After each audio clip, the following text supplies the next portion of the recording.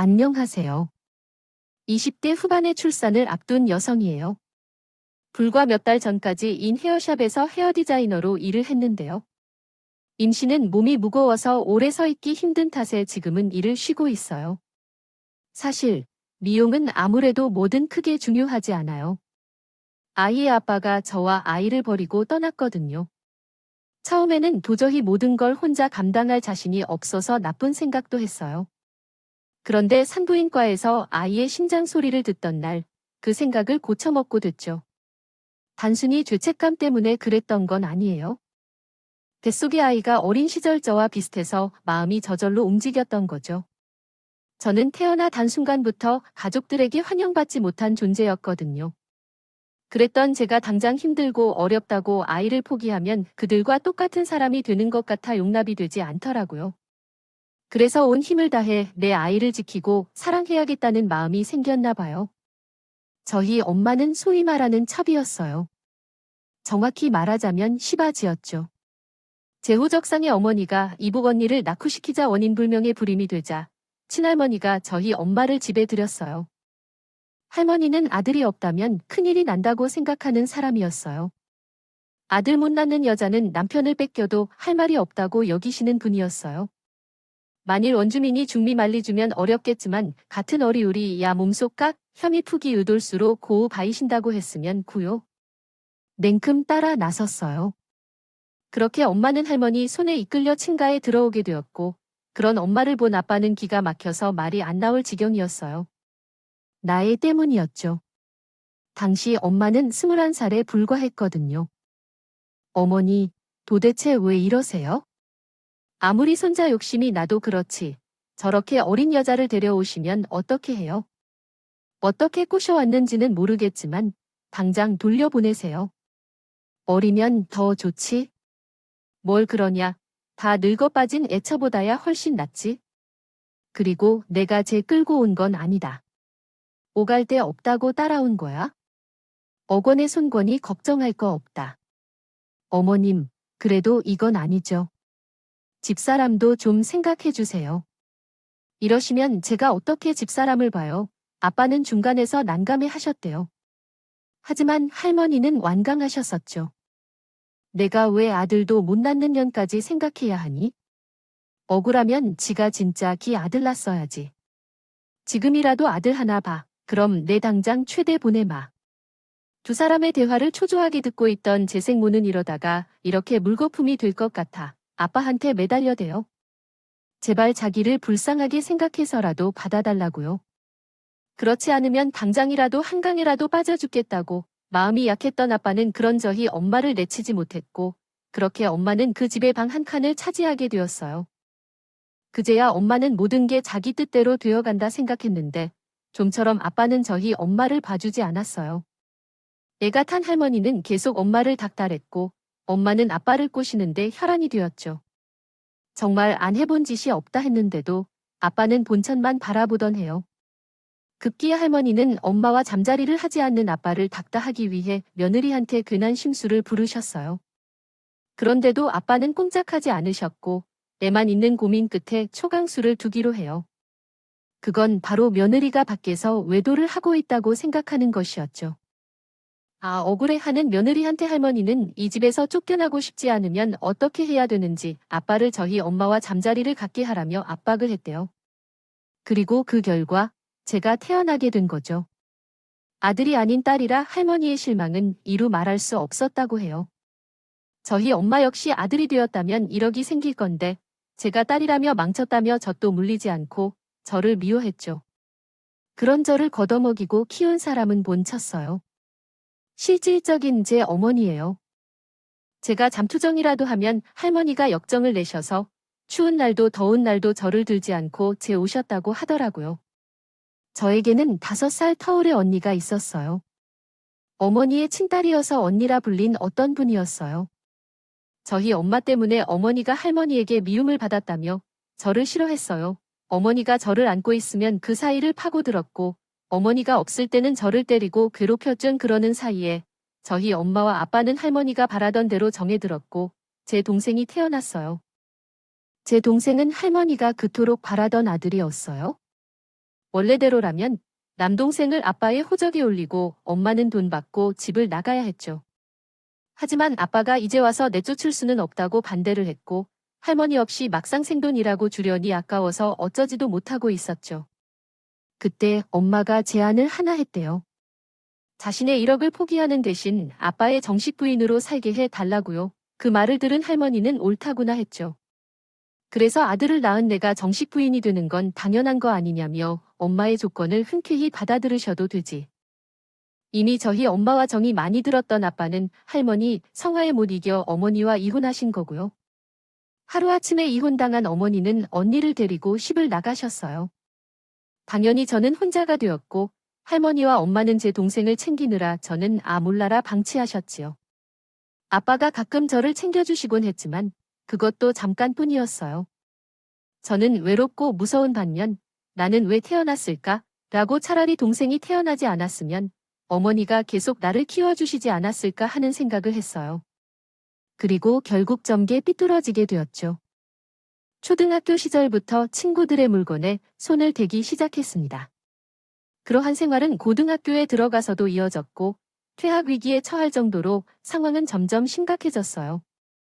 그러던 어느 날 같은 학교에 다니는 남자아이들이 재치 있게만 들어주고 이 도구로 정말 잊을 수 없는 모욕감을 주었죠.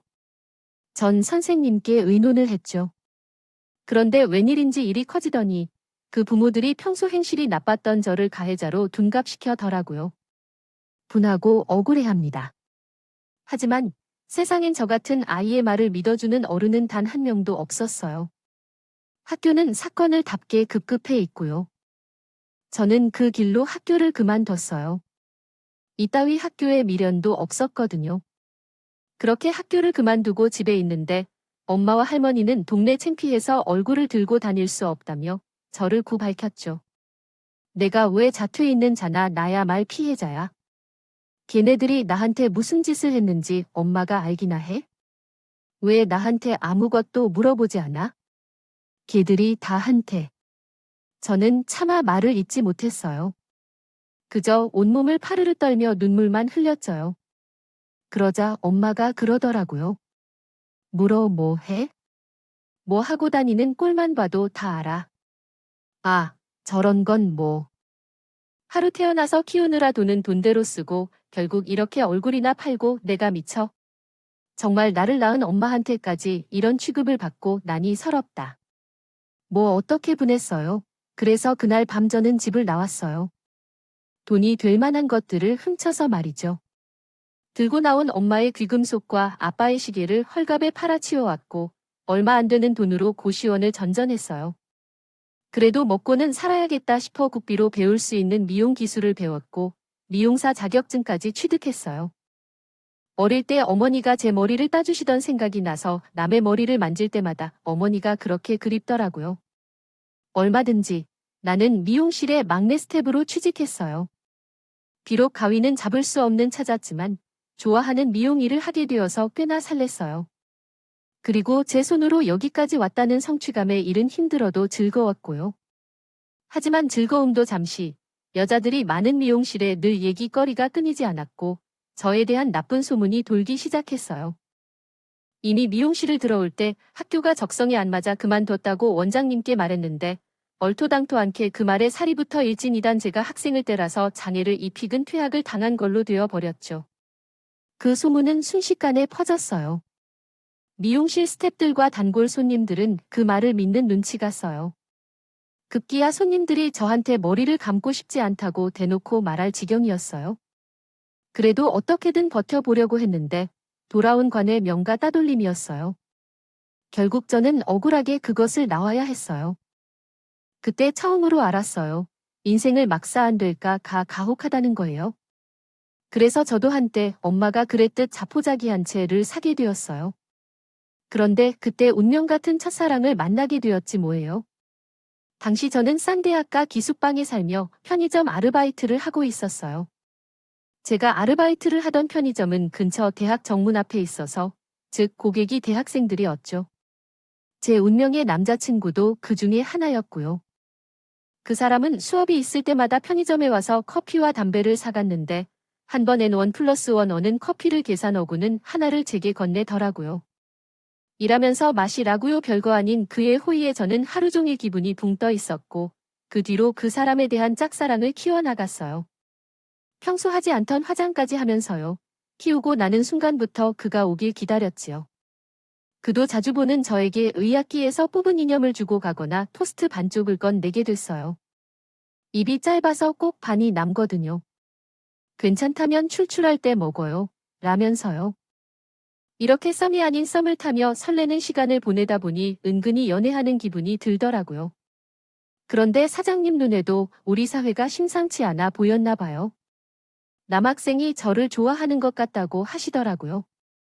저는 그 말에 은근히 기대를 하게 되었죠. 그런데 얼마 뒤부터 그 사람이 편의점에 오지 않더라고요. 처음에는 무슨 일이 있나 걱정이 됐고, 나중에는 여자친구라도 생긴 건가 싶어 체험하게 되었어요. 그렇게 마치 실험당한 사람처럼 우울한 생활을 하게 되었죠.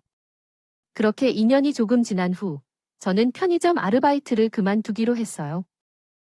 아무래도 힘들겠다. 미용사 자격증을 썩히는 게 아까워 없거든요. 그날을 마지막 출근 날이었어요. 정들었던 곳이라 마지막이라고 하니 괜히 울컥 하더라고요. 그래서 구석구석 청소를 하며 마음을 달래고 있는데 그 순간 가게 안으로 그 남학생이 들어오지 뭐예요. 군복 차림을 하고 말이에요. 금복 주머니에 이유진이라는 이름이 써 있더라고요. 그 이름을 보자 그동안 이 사람 이름도 몰랐구나 싶었죠. 반갑기도 하고 씁쓸하기도 했어요. 아직도 여기에서 일하고 있었네요. 다정한 목소리로 그가 말을 걸었고 저는 오늘이 마지막 날이라고 말했어요.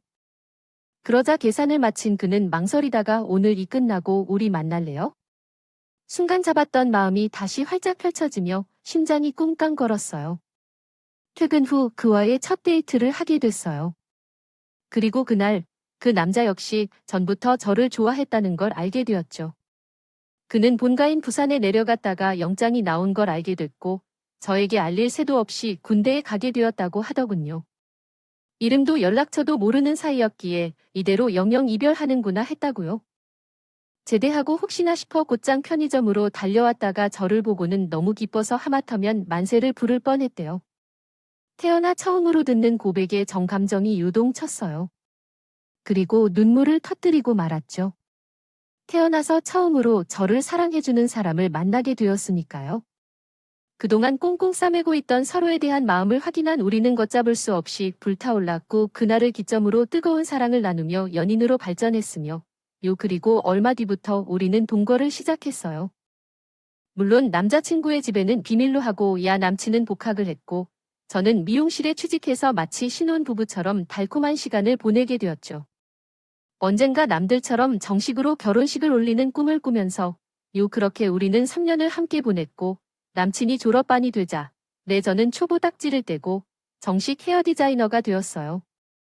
이제 제법 가위가 손에 익었고 저를 찾는 단골 손님도 생겼죠.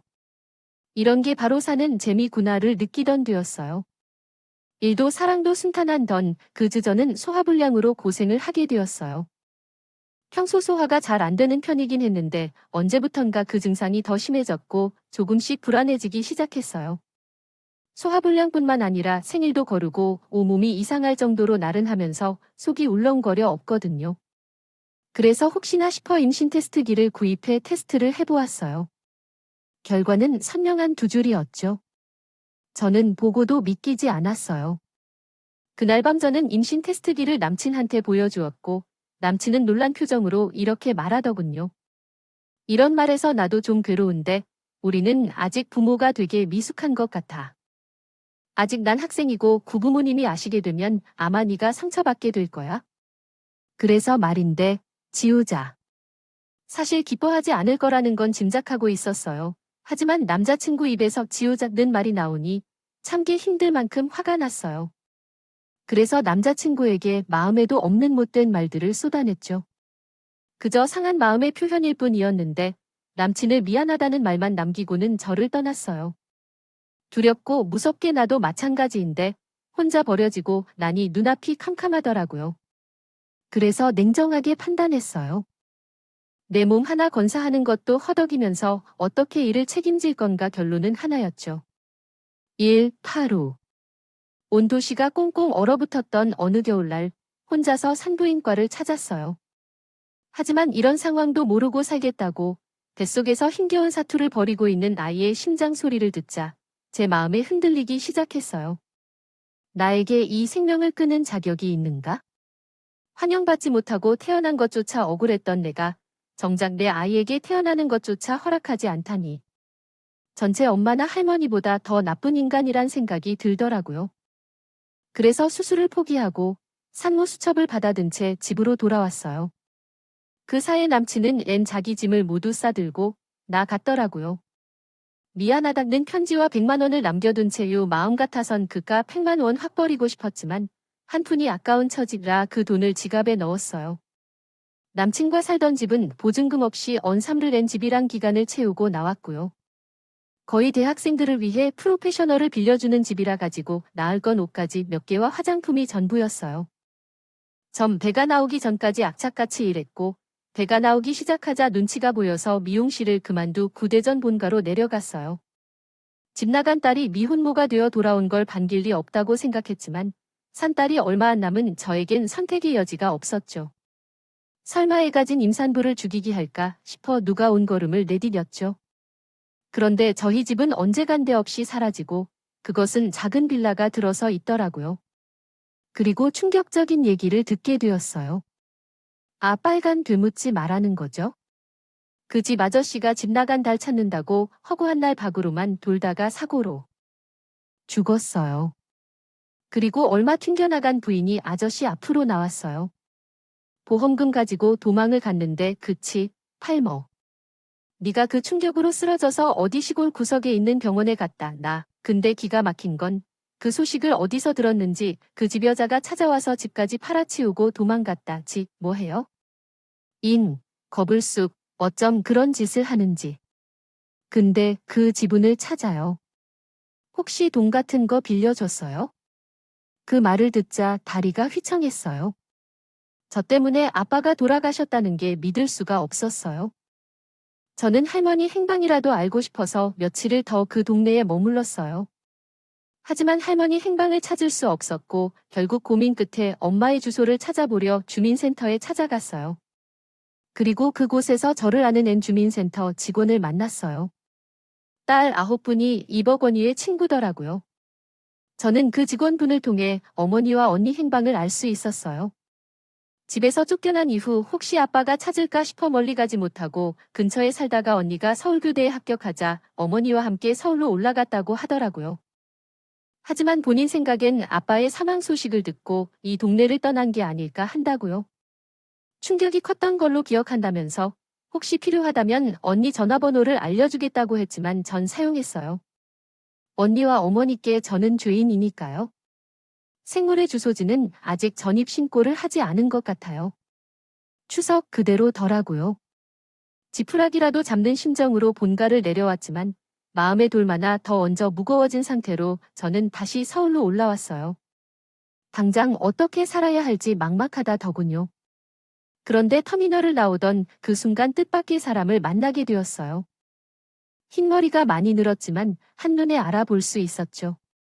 바로 어머니였어요. 친누 대신 잘 키워주셨던 어머니예요. 어머니는 임산부가 된 저를 보시고는 울먹이며 제 이름을 불러주셨어요. 지원아 라고요. 저는 오랜만에 듣는 어머니의 목소리에 아이처럼 엉엉 울었어요. 어머니는 달려와 저를 안아주셨어요. 어머니 품은 여전히 따뜻하더라고요. 언니 친구가 제 소식을 언니에게 알렸고 언니를 통해 제 소식을 들으신 어머니는 무작정 터미널로 오시는 모양이었어요. 어머니는 아빠다. 아빠지만 제가 눈에 밟혀서 집에서 멀리 떨어진 곳으로 이사 갈 수 없다 하셨어요. 제가 학교에 다니면서 잘 됐다는 얘기를 들으시고 근처 할머니를 찾아가서 저를 데리고 가겠다고 몇 번이나 부탁했지만 번번이 거절을 당했다고 하셨어요. 출소식에 당신도 백방으로 저를 찾아주지 않으셨고 아버지의 사망 소식에 모든 걸 놓으셨다고 하더라고요. 그 얘기를 듣자마자 정말 죄송했어요. 제 때문에 돌아가신 아버님과 어머니께 돕을 우려를 한 것 같아 몸둘 바를 모르겠었어요. 그래서 아무 말도 못하고 눈물만 뚝뚝 흘리고 있었어요. 그런데 어머니께서 그러시더라고요. 이제라도 만나게 되어서 다행이라며 달도 얼마 안 남은 것 같은데 같이 살자고요. 저는 저희 엄마 때문에라도 그럴 수 없다고 했지만 어머니는 막무가내셨어요. 길바닥에서 애를 낳을 거니 하시며 내 엄마는 엄마다. 넌 예나 지금이나 내 딸이야 라고 하셨어요. 그 말에 더 이상 거절을 할 수 없었어요. 그래서 염치 없지만 따라 나섰죠. 저는 그렇게 어머니와 언니가 살고 있는 집으로 갔어요. 언니는 저에게는 여전히 무섭고 차가웠지만 그래도 아이를 가진 저에게 자기가 쓰던 방을 내어주었어요. 알고 보면 마음은 따뜻한 사람이었죠. 처음에는 손님처럼 서먹서먹했지만 시간이 지나자 예전처럼 편해졌어요. 그러던 중에 어머니의 지인이 운영하는 미용실에서 출산 전까지 일을 돕게 되어서 바쁘게 되었고 지금은 산달을 앞두고 집에서 아이를 만날 날을 기다리고 있어요. 어머니는 당신이 곧 할머니가 된다는 기쁨에 범벅해서 거리와 기저귀 등을 장만하는 재미에 빠져 내시 중요를 아이를 낳으면 단칸방이라도 얻어서 나가겠다고 했다가 크게 혼이 났어요. 그런데 기분이 좋더라고요. 진짜 엄마한테 혼나는 기분이 들었거든요. 하지만 저 때문에 반까지 비어진 언니를 생각하면 나가는 게 맞다는 생각을 했죠. 그러던 어느 날 언니가 치킨을 사들고 와서 같이 먹자고 하더라고요. 제가 통닭을 좋아했던 게 생각이 나서 왔다고요. 그리고는 3천만 원이 든 통장을 건네며 앞으로의 아기가 태어나면 돈이 들어갈 일이 많을 거야. 자나, 그것을 챙겨둬라고 하더라고요. 그 말에 저는 눈물이 터져버렸어요. 그 돈은 아무리 봐도 언니의 결혼 자금 같았어요. 그래서 점게 거절을 했어요. 야, 나 정말 어릴 때부터 돈을 받는 건 진짜 싫었거든요.